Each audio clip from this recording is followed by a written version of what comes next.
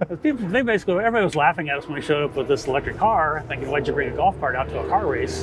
And we really didn't know what we had. So when it took off like it did, that's when we realized, oh, maybe we should get some race tires. Hey everyone, I'm here today with Phil and Dave with the Apex Cricket. Y'all might have seen this online before, but if not, you're gonna see it today. So Phil, Dave, thank you guys so much. Right on. Y'all took me for a ride earlier, which was awesome. It was a real kick in the pants. It is. I'll put in some roll for people to see that, and they can see how white my knuckles were.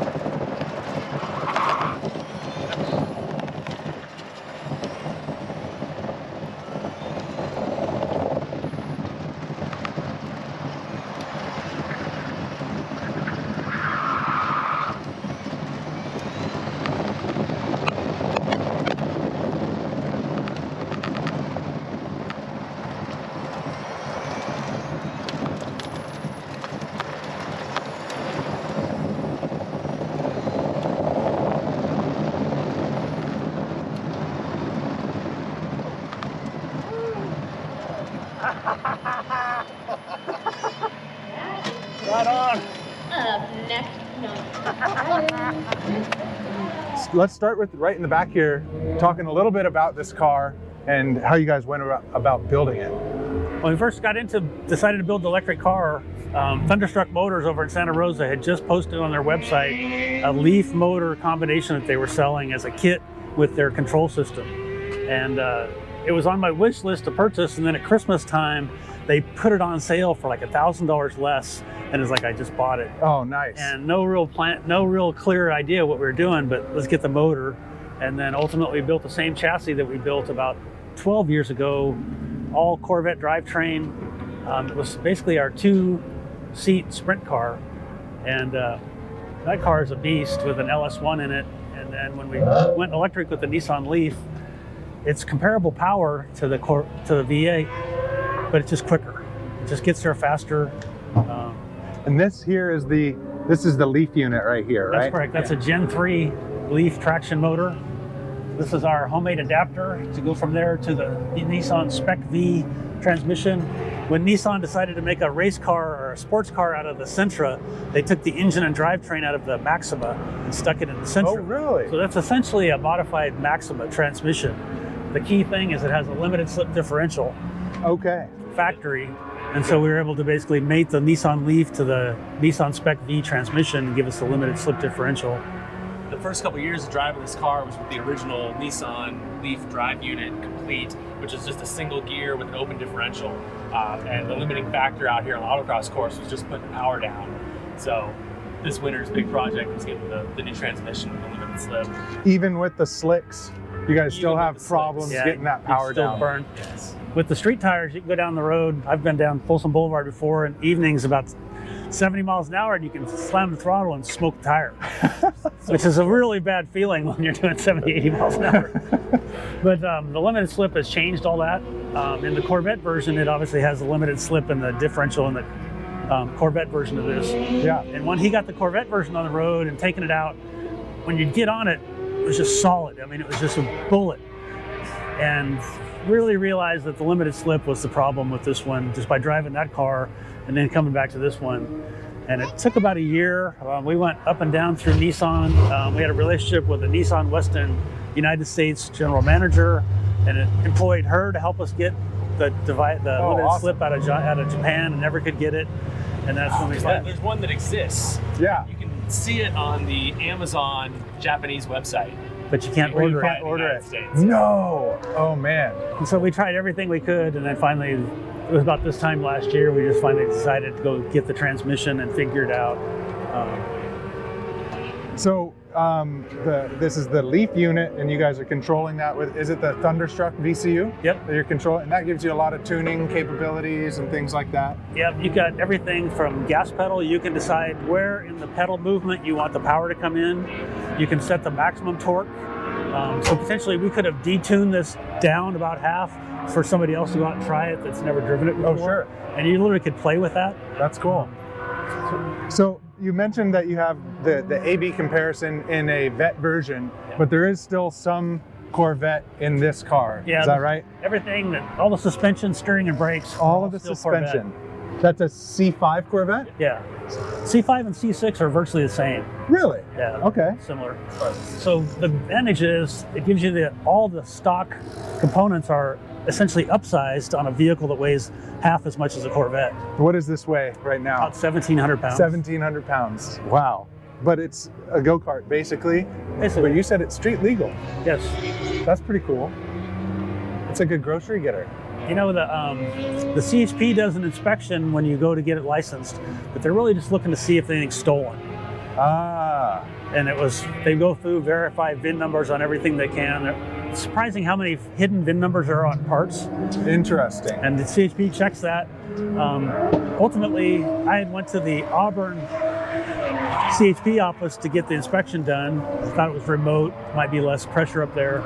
The gentleman, when he drilled the rivets to put the VIN number on, he screwed up the powder coating with the drill. Oh. So I didn't notice it. He put those rivets on, signed up these papers, said you're good. I was kind of stunned. It's like, oh, awesome. Drove off. I got home and my wife pointed out the paint was messed up, and I realized that what had happened is he felt really guilty about messing up the paint. He signed me off and sent me on my way. Worked out. All good. But yeah, it's a fantastic car to drive on the road. It's a pleasure to drive. You don't get a lot of wind. There's actually an air pocket in there when you're at speed when you're driving it. It's a very light car on the road. It just feels good. That's really cool. It felt good to ride in too. Now the battery is up front, is that right? Yes. And that's tucked in right here? Yeah, they're 60 volt modules. They're about the size of a big shoebox. And they're basically three wide, 2 high, sitting right here. All interlinked together with the BMS from Thunderstruck. I've never charged it on anything but 110 power, just the Type 1 charging. Yeah. All day out here autocrossing, I'll go home and I'll charge it up in about 45 minutes. That's great. It's not a big deal, and it's literally a 1,500 watt charger. So when you guys built this car and you first took it for a drive, were you surprised? Oh, for sure. The driving on the street was cool, and then the very first autocross lap with it, I think We came around, we brought it around in the first corner and went, oh my gosh, it's not a golf cart. yeah, we both were like, okay, yeah, this is a real car, this will work. Everybody was laughing at us when we showed up with this electric car, thinking, why'd you bring a golf cart out to a car race? And we really didn't know what we had. So when it took off like it did, that's when we realized, oh, maybe we should get some race tires. Yeah. And it's been an evolution since then to kind of tweak things. Things like the suspension that I had not paid attention to, some of the suspension geometry. Phil was able to come in and see some things that I had not seen. We extended the shocks, put the shock more in the center of the travel of the shock. Okay. Which really helped So the ride of the car. The components are C5, C6 components, but then the way that you guys have mounted them up is custom to this car. Sort of. When we built a sprint car, before we built the Corvette version of this, we built a sprint car that we were wanting to take to Pikes Peak. Oh, okay. So we got a roller sprint car home, and the sprint car was so confining, it just didn't feel like you could really drive it on a mountain road. And so he got the idea, hey, we're going to split it, make it wider. So we split the sprint car cage, instead of 24 inches wide, we made it 30, and we made the cockpit a foot longer. Oh, interesting. And you sat on the transmission and you drove it like a farm tractor. Okay. Fastest farm tractor you ever drove. No kidding. But then we were parked in the pits up in Reno at an autocross race, and somebody showed up with an aerial atom, parked next to us in the pits. Yes. And you could see the Corvette version, the sprint car and the aerial atom, and it's like, oh, we can do this. And this was our version of a Corvette powered aerial atom. So you guys did not start with a kit per se, No. even though this is a tube frame. You guys designed this yourselves? Yeah. How did you go about starting that? We found through a suspension tuning program that was online, they had a library of cars where they had all the suspension pickup points for adjustment purposes. Okay. So we were able to download that information and plot that in three-dimensional space in AutoCAD. So all these pivot points for all the suspension were all XYZ points in space on AutoCAD. Wow. So once we had that, then it's like started connecting lines. It's like, what can we do? And we had competing designs going. They were very similar, but there were sort of competing designs going back and forth between Phil and myself. Ultimately, built mine, but Good-natured competition. His potentially would have been better because it had a full cage, and it would have given us the ability to do speed laps at some place like Sonoma. Sonoma didn't want us doing speed laps in this thing with the open wheel, no cage. So, but that was fine. Yeah. There's always that possibility of building another one that has that capability. Why not? So I got to be honest, when we were doing our laps, I saw this when we're in the grid, the speedometer, and I was like, I ought to look at that. Never did. Yeah. Never did. So what is the top speed that you guys have seen in this car so far? Top speed out here autocrossing is like 73. Yeah, that's It's fast. not that fast. Well, in a cone course, I mean, Yes. that's a sprint to get up to that. Yes. Yeah. With the Nissan Leaf differential, with the single speed, the car mathematically topped out at 108 miles an hour.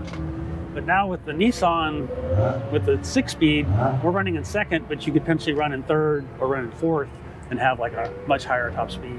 Which is one of the nice things about an electric motor is that you don't have to row gears. You could just start where you want, right? But you know, more and more people, Toyota's working on it, Ford's working on it. People are working on transmissions for electric cars. And they're coming up with clutches that are a clutch pedal, but it actually just drops torque, plus you can shift gears. Interesting. And they're coming up with ways to bring sound into it, and vibration into it, to try to mimic the electric or the gas-powered engines. It'll be interesting to see where that falls. The only one I've seen in firsthand is the Porsche. The Porsche Taycan has 2 speeds for track use, and when you get up fast enough. But yeah, it'd be pretty cool. A lot of the conversions still have the 5 speeds in them. Yeah. The Corvette version of the car has the brakes master cylinder, clutch master cylinder, and there's also a tack mounted right here. Oh, So cool. we put this together. It was an homage to the other one to bring all this stuff together and set it here. And we don't need a tack, so we did a speedometer. What are some of the things that you did in the interior here? There's kind of a lot. Yeah, some different switches. There's a some sort of computer there. What are we looking at? So that's an LCD display that basically monitors your battery. Okay. So you can look at, this has 96 cells Uh-huh. in the battery pack, and so you can look at the health of each cell, the temperature and voltage of each cell. All through that. Yes. Very cool. And then that's a sub screen, so you can go to bottom screens and you can see the individual cells. We just leave it on the summary screen, which basically just tells you the battery health. And it also tells you how many watts you're using and generating. So you can basically get an idea of how much power you're putting on the ground.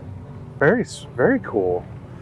And with the Nissan, we're pulling 160 kW max. The Teslas are all like double, triple that. Sure. So we're really never taxing the batteries. We've really never drawn maximum voltage out of the batteries. At least in my opinion, we've never really. Yeah, it's got a battery temperature monitor on there, and it doesn't warm up for us. I did put there is airflow past the batteries. Okay. There's like an air cleaner element on the front of the battery box, and air comes in the front of the car. The theory was you'd have some air traveling past the batteries just so you wouldn't end up with a hot spot in there. But it never has played out. We've never had any heat like that really generated at all. I figured out that we're utility consultants, so we're dealing with power and electrical engineers all the time. Yeah. Not electrical engineer, but close enough to be able to do the calculations on the loads and the size of the conductors to get from the battery pack to the motor.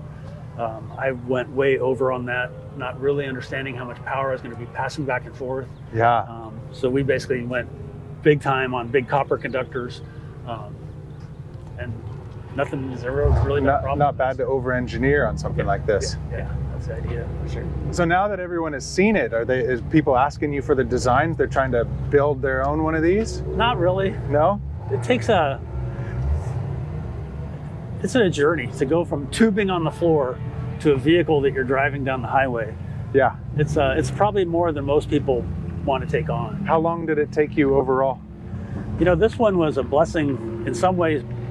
I should say COVID was sort of a blessing because when it happened, all of a sudden there weren't Little League games to go to, and soccer games to go to, and all the stuff that just kind of filled up life. We were all locked down. Yeah. And I had just dropped all the materials on the shop floor in January. We went to San Diego for a week and we came back and COVID happened.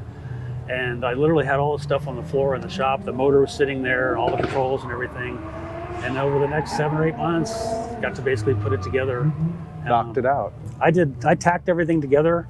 Since it was COVID and we weren't really together that much either, I tacked it myself, and then I took it to a place in Loomis. Hot Metal Fab. Hot Metal Fab. Hot Metal Fab. They had a whole presence online and on eBay where they were doing off-road attachments for Jeeps and stuff like that, racks and stuff like that. And they were the closest one to me physically. So I drove down there and met with the owner and told him what I had and, you know, what I was looking to have somebody do. And I think he really just thought, another dune buggy frame, sure. So when I dropped it off that day, they were like, oh, just put it over there. And I was like, oh, this is my baby. But then by the second day of working on it, they figured it out. And they had it about a month because they could only weld certain sections at a time, let that cool down. They didn't want to tweak it. Right. So they spent a lot of time. There was a couple tubes that I had that they didn't like that they cut out, replaced, and redid it all. They have since morphed their business and they're not even doing this kind of work anymore. But it was just a window of time where they were available and it happened. I feel like that came together with the Thunderstruck thing. Yeah. 5 years before or 2 years before, this wasn't possible. Yep. And it was all of a sudden. It just kind of came together in a window of time. And it's been pretty bulletproof since then. We broke it a couple times out here pushing it, but nothing major so far. So. Any words of wisdom for folks that are interested in getting into either autocross or EV conversions or just driving? Just do it. Just do it. You know, bring your Toyota Corolla out here, put some air in tires and go for it. And the next time you do it, you'll be better and you learn from it. Yeah, I highly recommend that. And even the fabrication side of it. There's so many people out there with YouTube and stuff. And if you just look around, there's so much information out there now to figure this kind of stuff out. Yeah. Whereas, you know, along in my day when I was his age, that kind of stuff, information wasn't out there. You had to either make it yourself or figure it out yourself. Now there's so many resources out there to piece together other people's projects and make something work. Yeah, making 400 volt connections is not as crazy as it used to be. Still crazy, be careful. And it is a thing. I honestly, I've taken one of the little formula cars like Doug runs with the chainsaw motor, and I've built an electric car out of that. And then we took a 27T Roadster that I had a motorcycle engine in it, originally as an autocross car. We put a motorcycle engine hooked up to a Toyota MR2 transmission and put it in the back of a Model T and raced that. And that became kind of a street rod. And ultimately I pulled it in my garage. We got into our new house. I pulled in the garage and I was working on the fuel system. And I went into the kitchen and all I could smell was gas. And my wife wasn't there. And I looked around, it's like, uh-oh. Put the car back in the trailer, took it back to the storage place and trying to figure out what am I gonna do? And it's like electric. Yeah. And so ultimately did an electric drive system for the 27T, got rid of the motorcycle engine, dropped the electric motor in there. And it's just a elevated golf cart. Yeah. It does about 55 miles an hour. It's just a little Model T, like a little street rod. Fun. The formula car I've had out here a couple times, we had problems with the battery wanting more juice or the engine wanting more juice than the batteries could put out. And the batteries would just go dead and then had about 3-second lag and then they'd kick back in. Finally figured out that I could tune the engine down, bring the batteries up so that the engine never asks for more than the batteries can produce. Yeah. And ever since then, it's been just rock solid. There's a lot of tuning in these, but people don't know until they know. Yep. Yeah. And you just got to be willing to roll up your sleeves and Google KW calculator and figure out how to do it. You know, it's all out there. And the trick is to find other people that are doing it. Yeah. And just, you know, we've had a lot of people interested in this car. Nobody's really taken on the project of duplicating it. But I think I have sparked other people to take on projects. I think so cool. too. It's cool. And we're in a good time right now. The EV community is a really positive place. It's exciting, a lot of innovation. Well, the car, any kind of performance car thing is so expensive. Yeah. And we put this thing together for about 20 grand. We went to Holly High Voltage the first time and we were able to be competitive on a autocross course with everybody that was there, and then ultimately kind of refine it after that. If we were at Holly High Voltage now, I think we would have done it. Yeah. We would have been fastest one out there. He was able to get second in the speed agility trials against like 200 Teslas. Nice. So it was cool. Compare the build cost, but then once it's done, you know, the components, the maintenance, the wear doesn't even compare to an internal combustion engine. Yeah. You're rebuilding, or you got a race motor or something like that that's high strung. This thing's, you know, you charge it up and it's ready to go again. No doubt. Yeah, I'll go home, put street tires on this thing, and go get pizza. You know, That sounds like a good afternoon. Thank you guys so much for having me out, for letting me ride in the car, for taking me through the build. I look forward to doing it again sometime. Awesome, for sure. Right on. Thanks. Yeah, very cool.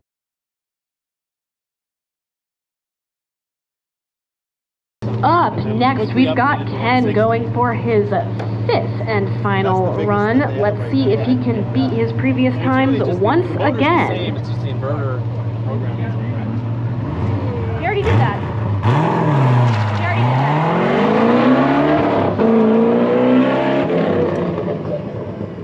that. All right, and Doug came in with a 57.031. It would appear Ken has hit a cone. Go ahead.